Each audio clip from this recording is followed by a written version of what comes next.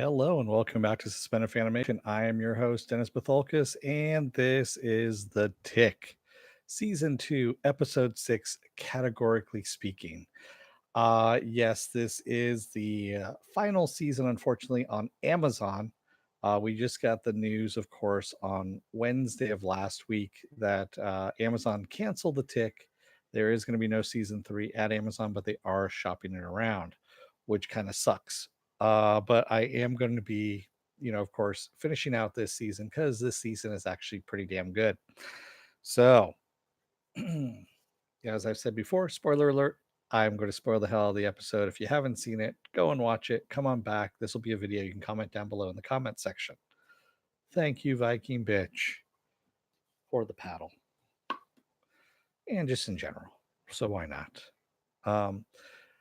So of course we get the aftermath of Lupstercules in jail, and the boys can't, of course, see them. Arthur and Tick can't see Lupstercules in prison because they were not the arresting hero. Hey, movie Fanobi.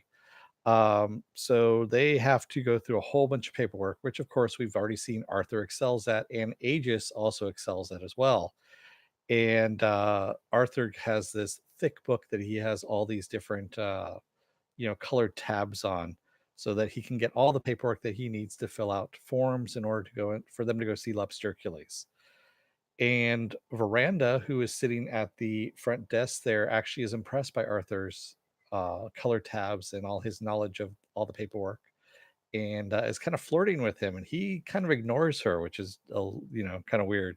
But I love the Tick. He goes, "You're scary, paper queen," and she brings out more paper. He goes, "Good gravy. Do you hate trees?"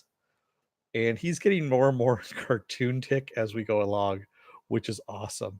And yes, Penn Farm Girl Arthur does love his paperwork because he is an accountant after all. So that is right up his alley.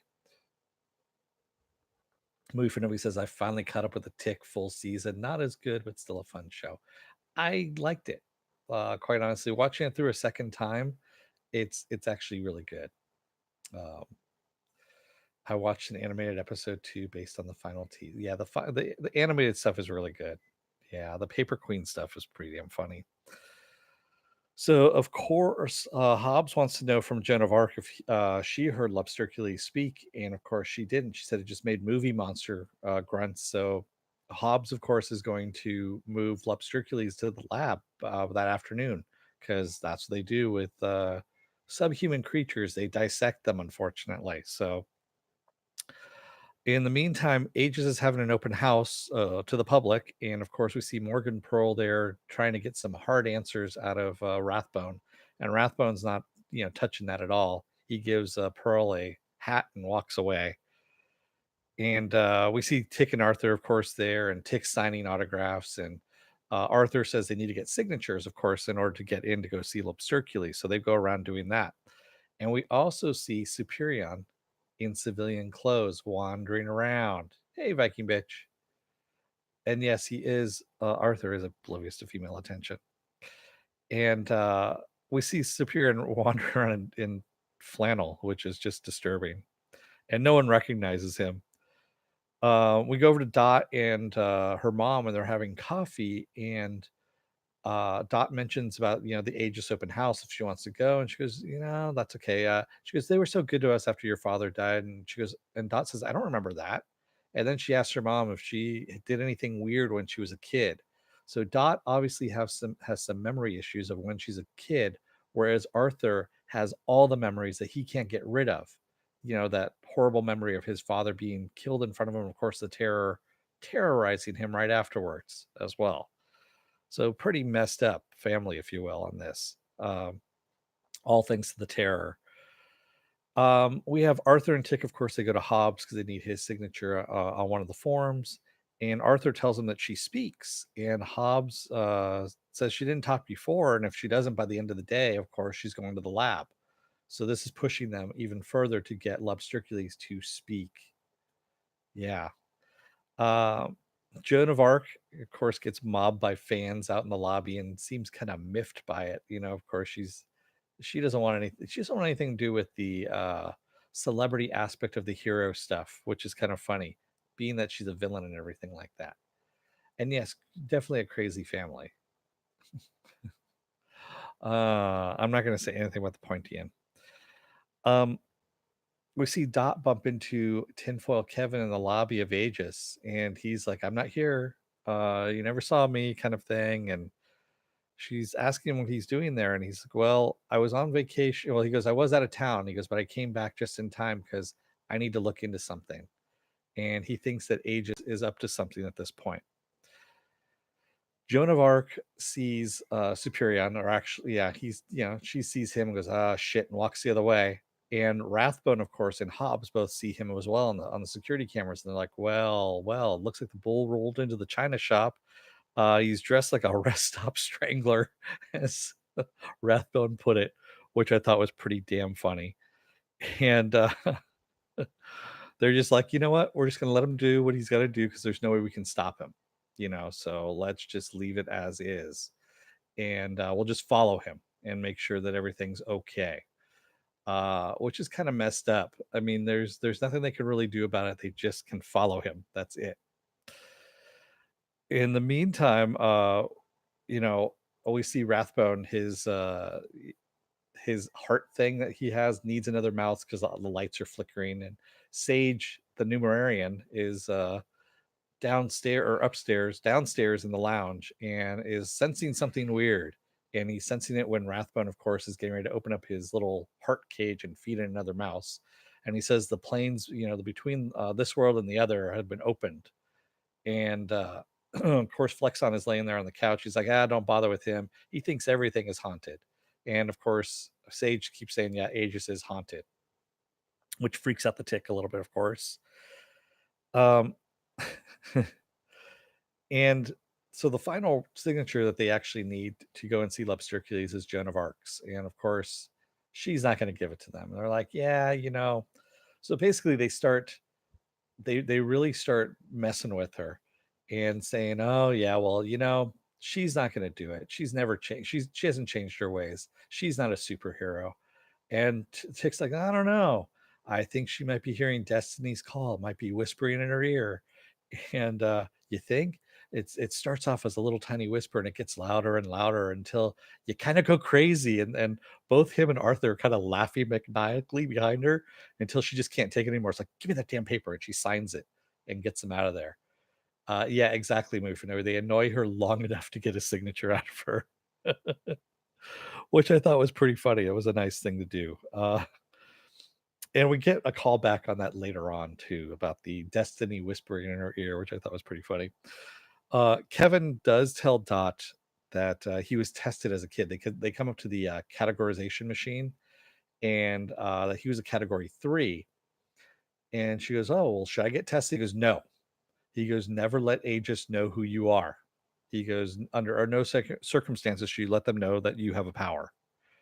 And he kind of just wants to leave it at that. He's there for a reason, but he won't tell her what it is. In the meantime, Superion confronts Miss Lint, and he sees her in her costume, and she's like, "Oh, nice to meet you." And he goes, "Yeah, Janet, nice to meet you." He goes, "I can see Pluto from here. I can tell who you are under the helmet," which I thought was funny. And he tells her that, you know, "You're trying the hero gig, huh? What do you think of it so far?" She goes, "It's kind of annoying." He goes, "Yeah." He goes, "Especially when they start getting into your head and start taking you apart and deconstructing you and taking you down brick by brick. And when you can, of course, take care of all of this, although it might cause some problems." And then he starts singing about 7 billion monkeys boiling out in space, which is very disturbing at that point. Uh, Sounds like tinnitus to me. It whispers in my ear most of the time. Is that what's going on? Yeah. Yeah, we're coming up to the best part, Mufinobi. I will get to that part in just a minute because the first time I saw this, I was crying laughing. But yeah, she tells him that, or he tells her that he has someone to talk this out with. It's actually Arthur. And she's like, "Arthur? Really? Him?" And she's like, "You should be talking to somebody else that has a little more experience, of course." And then he notices Pearl on TV. And he goes, "Wait a minute, is he here? That guy doesn't like me. I'm going to go and talk to him." And so he leaves to go and talk to Morgan Pearl. And then we see Miranda, who is, Veranda's twin sister, letting Arthur and Tick into Lobsterculi to go and see her. And they're trying to get Lobstercules to talk, and she won't. And they're telling her, you got to talk, damn it, because otherwise they're going to send you to the lab. And then finally, Tick says, think of the children. And she finally bursts out and says, don't ever speak about my children. And then she agrees, okay, I'm going to talk, but we're not going to mention my offspring, and we're going to get the hell out of here. So, yeah. Superior in the meantime confronts Pearl and outside of Aegis. And Pearl finally recognizes him, of course, in his civilian garb and looks a little bit worried. And then Kevin tells Dot that Aegis is afraid of them, afraid of categories. And we find out that Walter is really an Aegis agent named John Woo. We see his picture in one of the cabinets. And they find this just as Hobbs finds them. And Hobbs recognizes her and says, I know you from someplace, which means he's probably seen her at some point in time or another and categorized her. She's probably been to Aegis before, with her memory loss going on there. So he takes them back to their tour group because they were with a tour group at the time going through.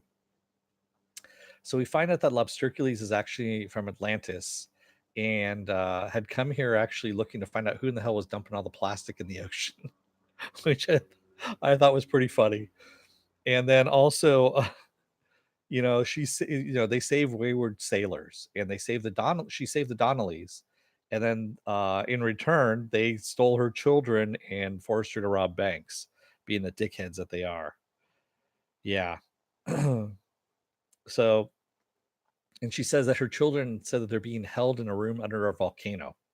That's the only thing they've got. Yeah.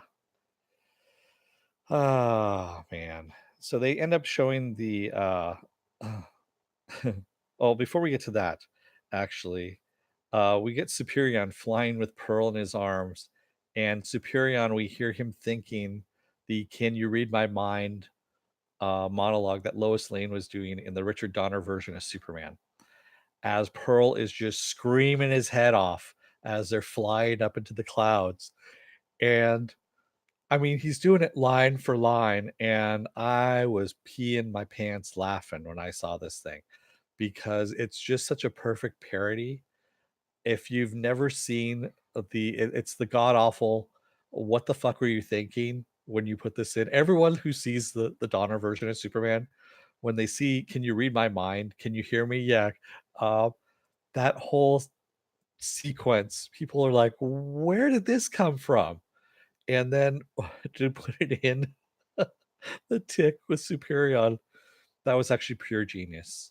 So Ben Edlund, I've got to salute you on that one, man.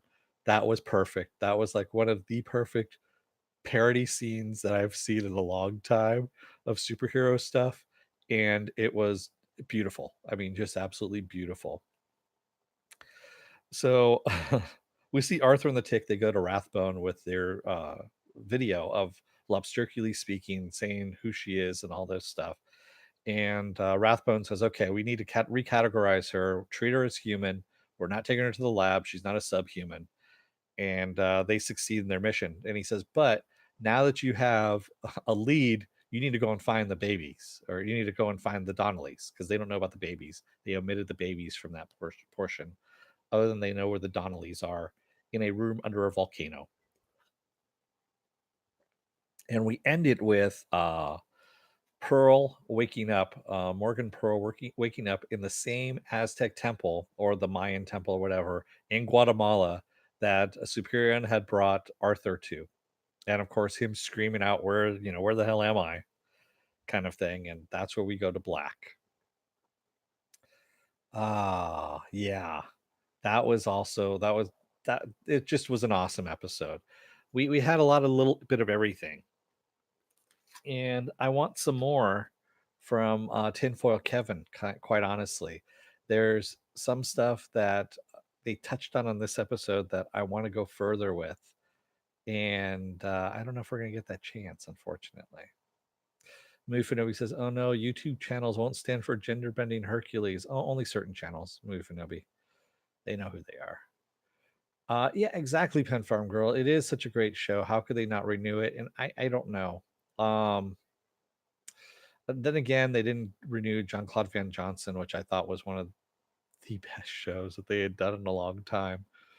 And yet they renewed Homecoming, which I don't understand. Homecoming was okay, but it wasn't great. So yes, different shows. They also renewed Hannah. Hannah again. Was okay, but where it ended, it's where it should have ended, quite honestly, because it had an ending in place there. And I agree with you all. We do need more Tick.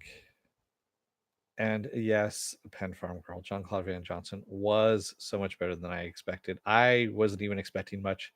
And I happened to just, like I said, I caught that first episode when they were doing the originally what Amazon used to do is they would take they would do a pilot for whatever show it was. They would do like 3 or 4 different pilots, and then they'd have the audience vote on it whether or not they liked it.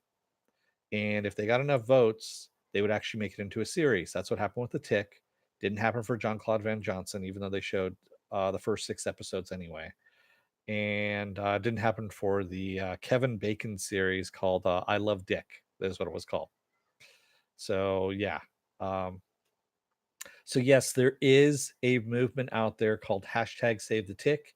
You'll see it on my Twitter, attached, of course, to this video that I have. And yeah, it's Mufino says the main actor breathes the Tick. Such a departure from Guardians, but I like. Yeah, Peter Seranovich is awesome as the Tick. He's just as good as Patrick Warburton.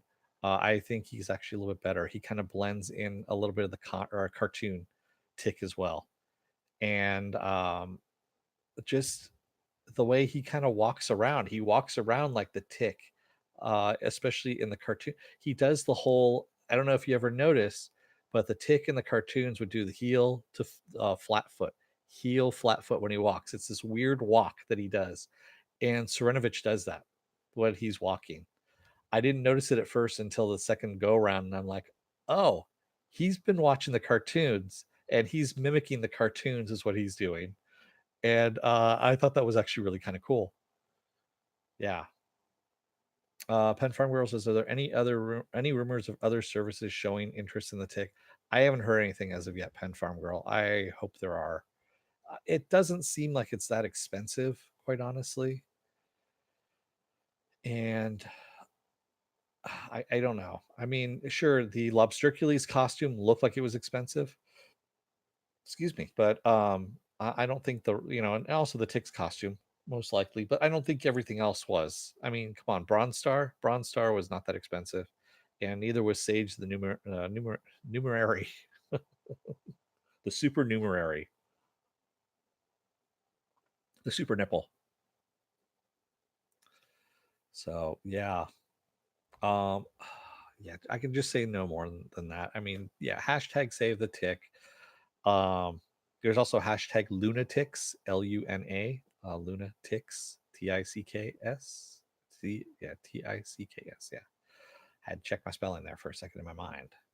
Exactly.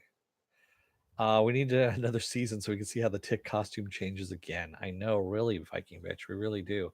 I do love how they just kind of had his costume molt from the first episode to the second episode, and then throughout, from the first season to the second season. Just awesome. And more Danger Boat. Exactly, Pen Farm Girl. Um, yeah, I mean, Alan Tudyk has so much work going on right now. Like I said, he's in 7 different series. Well, now 6 if the Tick doesn't get picked up by somebody, but still, he is awesome. One of the best Steves. Steve the Pirate. That's right. That's right. He was Steve the Pirate in Dodgeball. There we go. More Steve, more Spoon. Exactly. The best Danger Boat out there. Yes. Let me see if I missed anything else when I was in mode there. Uh, Morks, how are you, Dragon Bro? Uh, let's see. Viking Bitches, I did like this season, but I missed the terror. Yeah, I do too. Jackie Earl Haley really set the bar fairly damn high for our villain. I have to admit, he really did. And